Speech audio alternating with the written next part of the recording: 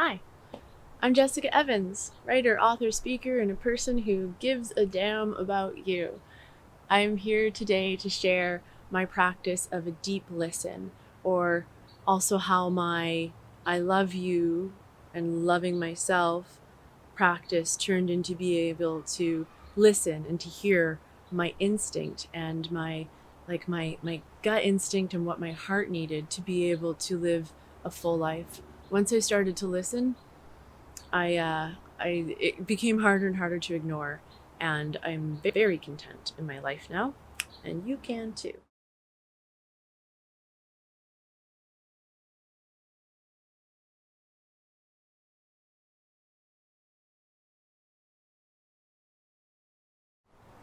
So, how I went from entertaining the idea of saying I love you to myself all the way over to being able to listen and hear like an inner guidance about what's really truly right for me. Let's start back at the beginning, shall we? The Love Project. Perhaps you're aware of the concept, and that's what got you to this video already. The Love Project is my term for whenever I made a project out of the statement, "What would it be like to be in love with yourself?" And I've shared numerous videos and articles about that. And it starts off with the simple act of saying "I love you" to yourself and turning it inwards.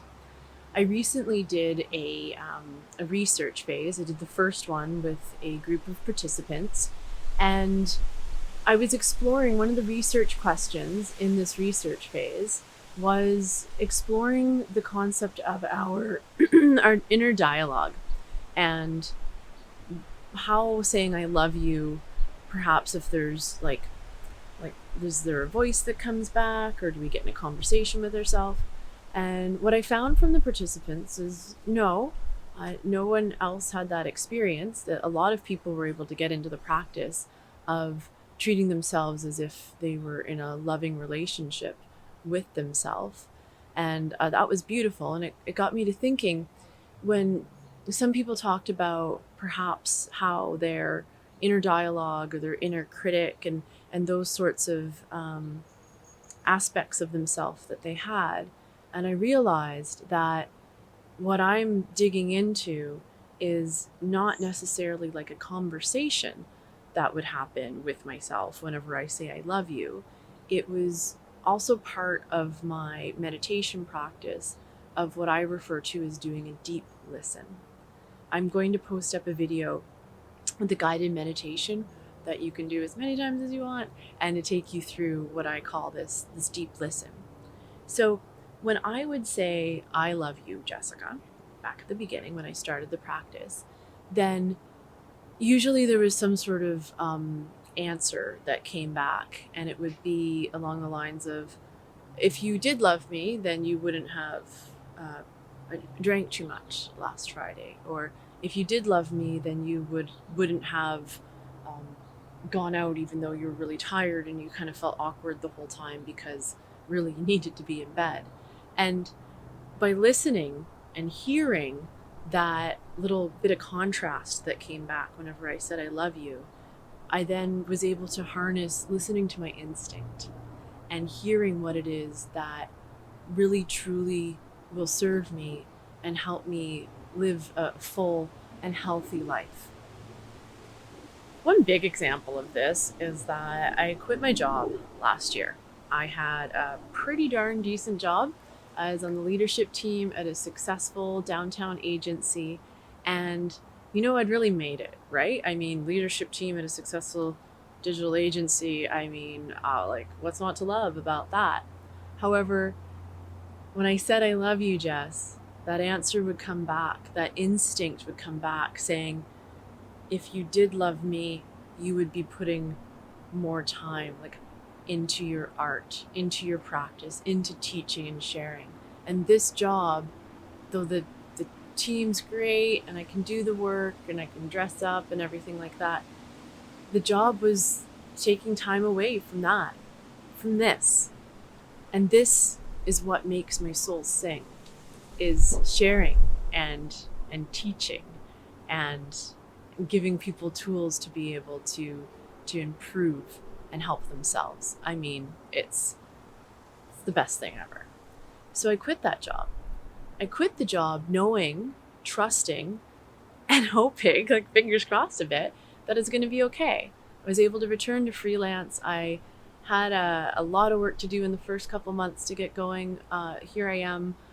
I guess it's been 14 months, just over a year, and I'm loving it. I'm absolutely loving it. So by saying I love you to Jess and then listening for what came back, I was able to continually adjust and adjust the choices that I was making in my life to be able to give more time and more space to what it is I really needed to do. Because I want to do, like, yeah, I want to have a fancy job and make good money. Sure. But did I need it? No. I am self sufficient now. I am better rested. My anxiety is so rare. That level of stress is so rare. It barely ever comes in. Most of it was because of the job. And I was able to make that change. So, my next thing I'm going to try out is well, I sold my house. I sold my house because I've had this instinct and this inner guidance for many months now of moving to a simpler life. So out of a busy townhouse complex, out of a town that is growing, there's so much to do and so many distractions, and I'm going to go and commit myself to this work as much as I can, because why not? I don't know how long I'm here for. If you've watched my videos on grief, then you are aware that I'm in a practice of being at peace with the impermanence of my life. So while I'm here, I need to do what's right for myself.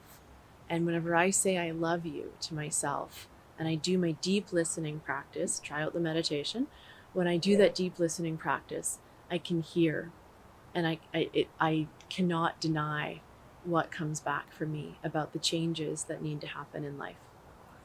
So try it out, and I will be right here. I mean, not necessarily right here. This is my old, my soon to be old backyard that I'm filming from today. And I will be here. I will be online. I will be available to you. I would love you to like this, subscribe, drop me a comment, let me know if this resonates, and tell me about your own deep listening practice and how you hear your gut and how it feels to be able to act on the guidance that comes from whatever it is. If it's your soul, your heart, your gut, your dead grandmother, I don't know. I'd love to hear what your experience is like, and I will keep you posted on mine. Till next time, thank you.